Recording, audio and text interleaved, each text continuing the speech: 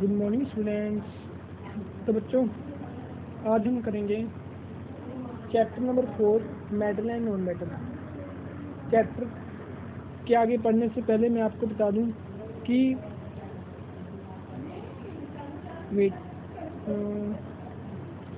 Chapter पढ़ने से पहले मैं आपको बता दूं कि मेटल एंड नॉन मेटल होते क्या हैं। ठीक है बच्चे, आपको इतना पता होना चाहिए कि हमारे एनवायरनमेंट में आसपास जितना भी मैटर है, जो कुछ भी है, वो किसका बना हुआ है? वो बना हुआ है किसी न किसी एलिमेंट का। ठीक है, किसी न किसी एलिमेंट्स का। ठीक है, और एलिमेंट को आगे क्लासिफाई किया गया है 3 टाइप्स में। ठीक है, क्या है वो टाइप्स? मेटल्स, नॉन मेटल्स और मेटलाइट्स। मेटल, नॉन मेटल और मेटलाइट्स। मेटल और नॉन मेटल की प्रॉपर्टीज हम पढ़ेंगे, लेकिन उससे पहले मैं आपको ये बता दूं कि मेटलाइट जो थर्ड टाइप है हमारी, वो मेटलाइट क्या होती है। बच्चे, मेटलाइट क्या होता है कि वो प्रॉपर्टी जिसमें वो एलिमेंट्स, मेटलाइट क्या होंगे? वो एलिमेंट्स जिनमें मेटल्स की प्रॉपर्टी भी हो और नॉन मेटल्स की प्रॉपर्टी भी हो, जिनमें मेटल की प्रॉपर्टी भी हो और नॉन मेटल की प्रॉपर्टी भी हो, उसे हम क्या बोलेंगे? मेटलाइट्स। ठीक है, हमारे आसपास तकरीबन 118 एलिमेंट्स हमारे पास मौजूद हैं। कितने एलिमेंट्स? 118 एलिमेंट्स। ठीक है, इनमें से कुछ तो है नेचुरल अकरिंग, जो हमें फ्री स्टेट में एनवायरनमेंट में मिल जाते हैं। ठीक है, और कुछ है मैन मेड। कुछ एलिमेंट्स नेचुरली अकरिंग हैं और कुछ मैन मेड है। ठीक है, तो चलिए चैप्टर स्टार्ट करने से पहले हम ऑब्जेक्टिव देख लें। ऑब्जेक्टिव हमारे पास क्या है कि हम इस चैप्टर में क्या क्या पढ़ेंगे। ठीक है बच्चों, सबसे पहले हमारा है the general characteristics of metal and non metal, कि मेटल और नॉन मेटल की जनरल कैरेक्टरिस्टिक्स क्या हैं। ठीक है, फिर नेक्स्ट हमारे पास है the physical and chemical properties of metal and non metal. Third हमारे पास use of metal and non metal. ठीक है, तो बच्चों मैंने आपको ये मेटलाइट्स के बारे में तो बता दिया था कि क्या होता है कि मेटल और नॉन मेटल, जिन ऐसे एलिमेंट्स जिनमें मेटल की प्रॉपर्टी भी और नॉन मेटल की, वो क्या कहलाएंगे? मेटलाइट्स। अब मेटल्स क्या होते हैं और नॉन मेटल्स क्या होते हैं, उससे पहले आपको ये बता दें कि इसकी फिजिकल प्रॉपर्टीज ऑफ मेटल्स क्या है हमारे पास। Physical properties of metals. बच्चे, फिजिकल प्रॉपर्टी का मतलब क्या होता है कि बाहरी, ठीक है, क्या होता है इसका मतलब? बाहरी देखने से वो कैसे दिखते हैं, हार्ड है, स्ट्रॉन्ग है, जल्दी मेल्ट हो जाते हैं या जल्दी बॉयल हो जाते हैं, किससे ठीक है, ऐसे हम चीज़ों को क्या बोलेंगे? Metal physical properties. ठीक है, और केमिकल प्रॉपर्टीज क्या होती हैं? Chemical reaction. उससे पहले केमिकल रिएक्शन की, मान लो किसी चीज़ के साथ रिएक्ट करके दो चीज़ें जब आपस में रिएक्ट करके तीसरी चीज़ बना दें, उसे हम क्या बोलेंगे? Chemical change. ठीक है, और केमिकल उसी तरह उससे आगे क्या है हमारे? Chemical properties. इसी के आगे कि केमिकल प्रॉपर्टीज कि ये मेटल और नॉन मेटल किससे रिएक्ट करके क्या चीज़ बनाते हैं, उसे हम क्या बोल देंगे? Chemical properties. बस सिंपल सी बात है। ठीक है, तो बिना टाइम वेस्ट किए हम चलते हैं फिजिकल प्रॉपर्टीज ऑफ मेटल्स के ऊपर। फिजिकल प्रॉपर्टीज ऑफ मेटल, तो हमारे पास क्या है कि सबसे पहले मेटल की जो प्रॉपर्टी है हमारे पास, वो क्या है? They are solid at room temperature. हमने पढ़ा है 3 स्टेट्स ऑफ मैटर होती है, सॉलिड, लिक्विड एंड गैस। और जो मेटल्स होते हैं वो कौन सी स्टेट में एग्जिस्ट करते हैं? सॉलिड में। They are generally hard. कैसे होते हैं वो? हार्ड होते हैं। हमारे पास 2 एक्सेप्शंस हैं कि दो मेटल्स ऐसे हैं कि जो हार्ड नहीं होते, और वो एटम है हमारे पास सोडियम और पोटेशियम। ये बच्चे मैंने सिंबल बनाए हैं सोडियम और पोटेशियम के। दो में आप नोट डाउन कर लें, आपकी बुक के ऊपर भी दिया हुआ है, आप वहाँ से भी पढ़ सकते हैं कि सोडियम और पोटेशियम क्या है। इन्हें हम नाइफ के साथ कट कर सकते हैं, जबकि बाकी जो मेटल्स हैं, जैसे कि आप आयरन ले लो, आयरन को आप नाइफ से इजीली कट कर सकते हो? नहीं। तो वो क्या है? Generally that is hard element. और सोडियम और potassium, these are also metal, they can be cut with the knife. These two are exceptions, that these two are soft. ठीक है। दूसरी प्रॉपर्टी अगर मैं इसकी बोलूँ तो दूसरी प्रॉपर्टी हमारे पास है they are lustrous in nature. Lustrous का मतलब क्या होता है? शाइनी। लस्ट्रस का मतलब shiny. They are lustrous in nature, shine करते हैं। जैसे कि एल्युमिनियम फॉयल ले लो आप। एल्युमिनियम फॉयल आपने देखा ही है कि हमारे जिसमें हम अपना खाना रैप करते हैं, रोटी को चपाती को रैप करते हैं, और वो क्या है हमारे पास? Aluminium foil. शाइन करती है ना वो, gold silver, they are shiny. These all are metal, some are reactive, highly reactive, some are low reactive. और प्रॉपर्टी, ये सेकंड प्रॉपर्टी। थर्ड प्रॉपर्टी हमारे पास क्या आ सकती है इसकी? They have high melting and boiling point. High melting and boiling point से मैं आपको बताऊँ हाई, उससे पहले आप लिख लो हाई डेंसिटी। डेंसिटी का मतलब क्या होता है? मास पर यूनिट वॉल्यूम। डेंसिटी का फॉर्मूला नोट डाउन कर लो, मास पर यूनिट वॉल्यूम, कि मास डिवाइड बाय वॉल्यूम। अब जिसका मास ज़्यादा होगा उसकी डेंसिटी भी ज़्यादा होगी, ठीक है। जिसका मास ज़्यादा होगा उसकी डेंसिटी भी क्या होगी? ज़्यादा। मान लो एग्जांपल के तौर पर मैं आपको डेंसिटी समझाने की कोशिश करूँ तो डेंसिटी क्या होगी? एक कमरा है आपके पास, ठीक है, दो कमरे हैं, दोनों कमरों का साइज क्या है? सेम। अब जो मैंने ऊपर वाला कमरा ड्रॉ किया है इसमें 4 आदमी रहते हैं। इसमें कितने आदमी रहते हैं? 4। जो नीचे ड्रॉ किया है उसमें 6। उसमें कितने आदमी रहते हैं?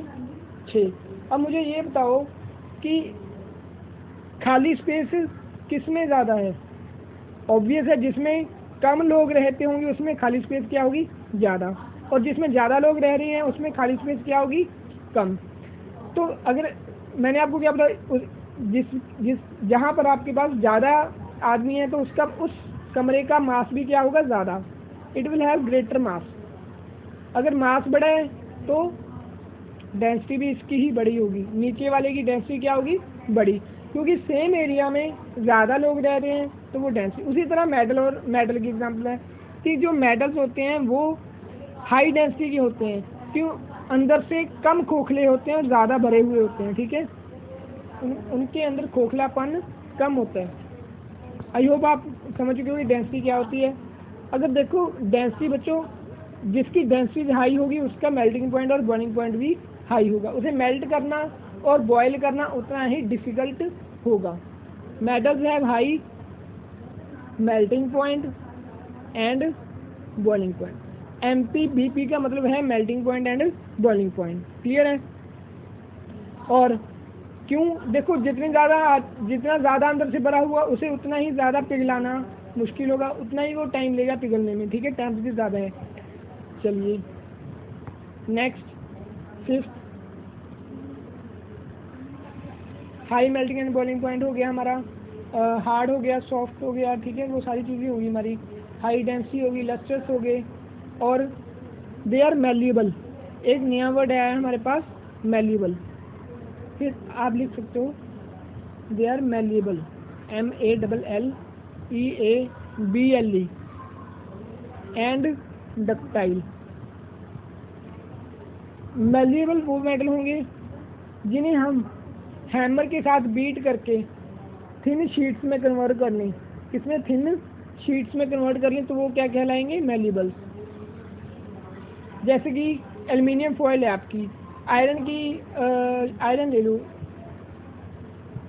जो हमारे पास जिसमें हम अपना खाना रैप करते हैं, एल्युमिनियम फॉयल है ना, वो एल्युमिनियम मेटल को हम हैमर से बीट करते हैं। बीट करने के बाद उसको एक थिन शीट में कन्वर्ट करते हैं, वो क्या है हमारा? मेल्यूबल। और उस प्रॉपर्टी को क्या बोलेंगे? मेल्यूबिलिटी। अगर मैं मेटल को शीट्स की जगह किस में कन्वर्ट कर पाऊँ? वायर्स में कन्वर्ट कर दूँ, तो ये प्रॉपर्टी मेरी क्या कहलाएगी? डक्टिलिटी। और मेटल क्या कहलाएगा? डक्टाइल, ठीक है। मैंने इनको किस में कन्वर्ट कर दिया? वायर्स में। जैसे कि कॉपर ले लो, जैसे कि कॉपर हमारे पास एक कॉपर की वायर्स बनती है ना, कॉपर मेटल है, इसको मैंने वायर में कन्वर्ट कर दिया, कैसा मेटल हुआ, डक्टाइल। तो metal have the properties of malleable and ductility, malleability and ductility. तो बच्चे ये हमारे पास प्रॉपर्टीज थी मेटल और नॉन मेटल, अभी फिजिकल प्रॉपर्टीज थी मेटल्स की, ठीक है। देखो सारी आपकी प्रॉपर्टी डिस्कस हो गई हैं। ये प्रॉपर्टी रहेगी हमारी कि they are good conductor of heat and electricity, metals are good conductor of heat and electricity. इसलिए हमारे जो कुकिंग यूटेंसिल्स होते हैं वो किसके बने होते हैं, मेटल्स के। हालांकि उनके हैंडल्स किसके बने होते हैं, नॉन मेटल्स के, क्योंकि non metals are bad conductor of heat and electricity, ताकि उसे पकड़ना, हमारे कुकिंग यूटेंसिल को पकड़ना ईजी हो। देखो अगर हैंडल गर्म ना नहीं होगा तभी हम उसे इजीली पकड़ पाएंगे, इसलिए जो वुड का बना होता है, वुड क्या है, नॉन मेटल है एक तरह का, ठीक है। तो metals are good conductor of heat and electricity. Wood non metal में आप नहीं गिन सकते अभी, बस वो इंसुलेटर होता है। और प्लास्टिक ले लो, ठीक है, प्लास्टिक हो गया, पॉलीथीन हो गया, ऐसे कई एग्जाम्पल हैं जो हैंडल है वो किसके बने होते हैं, नॉन मेटल्स के, और जो उनका मेन पार्ट है कुकिंग यूटेंसिल्स वो बने होते हैं मेटल के, because they are good conductor of electricity. बच्चों अब इसके बाद हमारे पास आ रहे हैं कि देखो यहाँ पे हमारे पास एक एक्सपेरिमेंट है, यहाँ पे मेरी फिंगर्स आई हुई हैं। एक्सपेरिमेंट में क्या है कि हमने एक बैटरी लगा दी, बैटरी के बाद हमने यहाँ पे एक बल्ब फिट कर दिया, बल्ब फिट करने के बाद यहाँ पे मैंने एक स्विच लगा दी। देखो मैं आपको ड्रॉ करके बताता हूँ। देखो मान लो ये है मेरी बैटरी, पॉजिटिव और नेगेटिव बैटरी, और यहाँ पे मैंने लगा दिया बल्ब। देखो अब बल्ब तब जगेगा, स्विच भी लगा, आप यहाँ पे स्विच लगा लो, बल्ब तब जगेगा अगर मान लो ये सर्किट क्या होगा, कंप्लीट। मैंने अभी जोड़ा नहीं है इसे अभी तोड़ा हुआ है, अभी तक ये बल्ब ग्लो नहीं करेगा। अगर मैं इसके बीच में स्विच मैंने ऑन कर दी, लेकिन बल्ब ग्लो नहीं करेगा, क्यों, क्योंकि अभी सर्किट कंप्लीट नहीं है, ये तार अभी टूटी हुई है।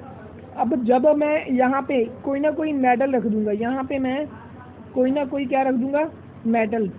मान लो मैंने आयरन रख दिया, क्या रख दिया, आयरन। अब आयरन के good conductor of heat and electricity, iron allow करता है कि इलेक्ट्रिसिटी उसके बीच में से पास थ्रू होके जाए। तो क्या होगा, सर्किट कंप्लीट हो गया, इधर से मैंने ये वाली वायर आयरन के साथ जोड़ दी और इधर से मैंने ये वाली वायर आयरन के साथ जोड़ दी। तो क्या होगा, करंट फ्लो करना स्टार्ट हो जाएगा और ये बल्ब ग्लो करना शुरू हो जाएगा। अभी ये बल्ब ग्लो करना शुरू हो जाएगा। ये हमारी एक्सपेरिमेंट एक्टिविटी थी। यहाँ से मुझे क्या पता हुआ, क्या पता चला कि मेटल, जो आयरन था metal are good conductor of electricity, metal are good conductor of electricity. चलिए हमने मेटल्स की प्रॉपर्टीज पढ़ ली। मेटल की प्रॉपर्टीज के बाद हम चलते हैं नॉन मेटल। नॉन मेटल बच्चे बिल्कुल ऑपोजिट होते हैं इनके। Non metal are just opposite to metals. Metal की एक हमारे पास ये property, metal are sonorous. Sonorous मतलब कि आवाज़ प्रोड्यूस करते हैं, एक बार स्ट्राइक करने के बाद वो क्या प्रोड्यूस करते हैं, आवाज़, ठीक है। अब नॉन मेटल की एग्जांपल ले लो। प्रॉपर्टीज ऑफ फिजिकल प्रॉपर्टीज की बात कर रहे हैं, बिल्कुल ऑपोजिट होते हैं किसके, मेटल्स की। अगर मैंने लिखा था कि मेटल्स आर हार्ड, तो ये नॉन मेटल क्या होंगे हमारे पास, सॉफ्ट। अगर मैंने लिखा था metals have high melting and boiling point, then these have low melting and boiling point, low melting and boiling point. अगर मैंने लिखा था मेटल्स हैव हाई डेंसिटी, तो यहाँ पे मेरे पास नॉन मेटल क्या होंगे, लो डेंसिटी के, non metal have low density. अगर मैंने लिखा था कि metals are lustrous, metals are lustrous, तो मेरे नॉन मेटल क्या हो जाएंगे, non lustrous. Non metal will be non lustrous. Non lustrous क्या होता है, जो शाइन ना करे। जैसे हमारे पास उधर एक्सेप्शन थी, उसी तरह हमारे पास इधर भी एक्सेप्शन है। एक एलिमेंट हमारे पास ऐसा है जो कि नॉन लस्ट्रस होता है, वो एलिमेंट है हमारे पास आयोडीन, वो नॉन मेटल है हमारे पास आयोडीन। ये क्या होता है, नॉन लस्ट्रस। हालांकि ये नॉन मेटल है, लेकिन ये लस्ट्रस होते हैं। इसके अलावा बाकी सारे नॉन मेटल्स नॉन लस्ट्रस, वो शाइन नहीं करते। अगर मैंने पढ़ा था मेटल्स जो हैं वो good conductor of heat and electricity हैं, तो नॉन मेटल मेरे पास क्या होंगे, बैड कंडक्टर्स। नॉन मेटल क्या होंगे? Bad conductors. Non metals are bad conductor of electricity. अब नॉन मेटल की प्रॉपर्टी में भी एक हमारी एक्सेप्शन है। एक ऐसा नॉन मेटल है जो क्या है? गुड कंडक्टर ऑफ इलेक्ट्रिसिटी, मतलब कि वो अपने बीच में से इलेक्ट्रिसिटी को पास होने की इजाज़त देता है, और वो उसका नाम है ग्रेफाइट। उसका नाम है ग्रेफाइट। ठीक है बच्चों? ठीक है, नॉन मेटल हो गए बैड कंडक्टर, लेकिन ग्रेफाइट को छोड़कर बाकी सारे नॉन मेटल क्या है? Bad conductor of electricity. Graphite क्या है? Good conductor of electricity. चलिए, अगर मैंने आपको बताया था कि नॉन मेटल जो होते हैं वो सॉफ्ट होते हैं, लेकिन एक ऐसा नॉन मेटल जो कि हार्डेस्ट सब्सटेंस होगी, उसकी वो सबसे हार्ड है, उसका नाम है डायमंड। जो डायमंड है वो क्या है? हार्ड। हालांकि ये डायमंड है क्या? डायमंड है नॉन मेटल। नॉन मेटल होते हैं सॉफ्ट, लेकिन उसमें एक एक्सेप्शन है हमारी डायमंड की। डायमंड क्या है? हमारा hardest substance, one of the hardest substance. ठीक है बच्चों आई थिंक मैंने आपको फिजिकल और केमिकल फिजिकल प्रॉपर्टीज मेटल और नॉन मेटल में काफ़ी कवर करवा दिया है जितना हो सकता था। अगर कुछ रह गया होगा तो आप मुझे कमेंट करके बता सकते हो कि क्या कमी रहेगी। ठीक है, और अगर आपको अच्छा लगा तो please do like share and comment, subscribe my channel. आपके लाइक से मुझे प्रोत्साहित मिलेगा कि हाँ भी आपको मेरा लेक्चर पसंद आया। देखो बच्चे, बुक को मैंने एक कंसाइज वे में, इजी वे में आपको बताने की कोशिश की है बुक रीडिंग की बजाय। देखो बुक रीडिंग तो आप खुद कर लोगे, ठीक है, लेकिन मैंने उसको आसानी तरीके से ब्रीफ में आपको बता दिया कि क्या बुक में लिखा हुआ है।